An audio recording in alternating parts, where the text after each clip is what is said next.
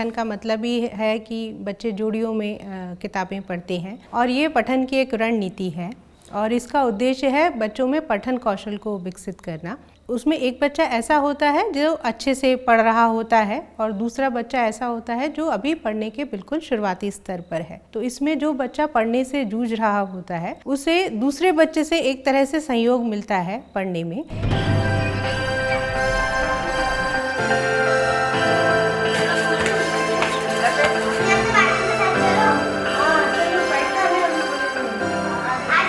अपनी पसंद की किताब हम पढ़ेंगे और हम कैसे पढ़ेंगे? अपनी जोड़ी में, है ना? हाँ, और आपकी जोड़ी तो आप जैसे जिस जोड़ी में पढ़ते हैं उसी में आपको पढ़ना है और आपको ये ध्यान रखना है कि आपको अपने पार्टनर के साथ अपनी पसंद की क्या चुननी है?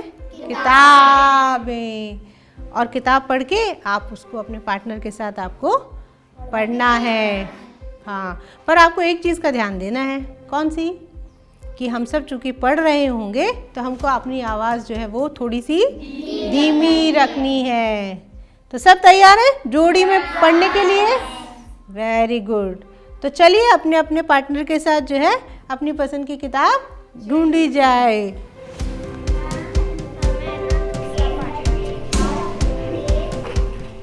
आपने पठन स्तर अगर पता है बच्चों के और फिर आप जोड़ियां बनाते हैं और फिर उनको ये आज़ादी देना कि अच्छा आप कौन सी किताब चुनना चाहेंगे। तो चूंकि बच्चे किताबें बहुत सारी पढ़ रहे होते हैं लाइब्रेरी में, तो वो अपनी एक पसंद की किताब उठाते हैं और पढ़ते हैं।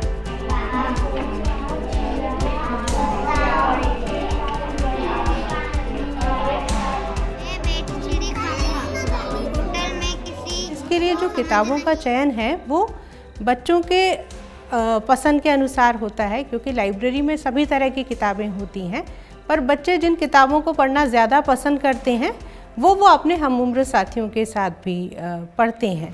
तो इस प्रक्रिया में फैसिलिटेटर या शिक्षक की जो एक भूमिका है वो अवलोकनकर्ता की है, क्योंकि जब जोड़ियां बन गई और बच्चे पढ़ रहे हैं तब लाइब्रेरी जो फैसिलिटेटर है या शिक्षक है वो ये ध्यान देता है कि बच्चे पढ़ कैसे रहे हैं।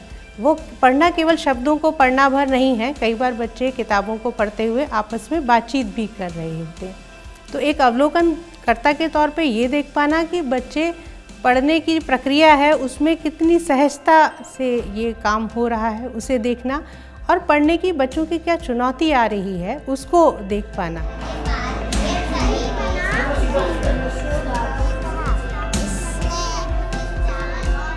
जब आप हमउम्र साथी के साथ पढ़ते हैं तो आप पर पढ़ने का दबाव जो है ना वो कम होता है, क्योंकि जब आप किसी बड़े के साथ पढ़ रहे हैं तब बच्चे कई बार एक दबाव महसूस करते हैं। दूसरा कि इसमें बच्चे को सीखने के मौके कहीं ज़्यादा है। सीखने से मेरा मतलब है कि जो पढ़ने का उसका कौशल है उसमें जो सीखने की तरीके हैं वो कहीं ज़्यादा होते हैं, क्योंकि वो देख रहा होता है कि उसका जो हमउम्र साथी है वो किस तरह से पढ़ रहा है।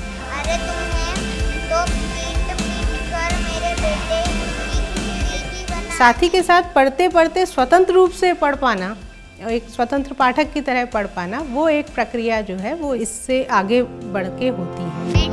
बोलता हुआ जा रहा था, चलते चलते उसे भूख लगने लगी। इस तरह की जो रणनीति है पठन की, अगर उसको नियमित किया जाए उसमें कुछ सावधानी रखने की बहुत ज़रूरत होती है, क्योंकि इसमें जिन बच्चों की आप जोड़ी बना रहे हैं दोनों के पढ़ने के स्तर अलग अलग होने चाहिए, तो वो महत्वपूर्ण है।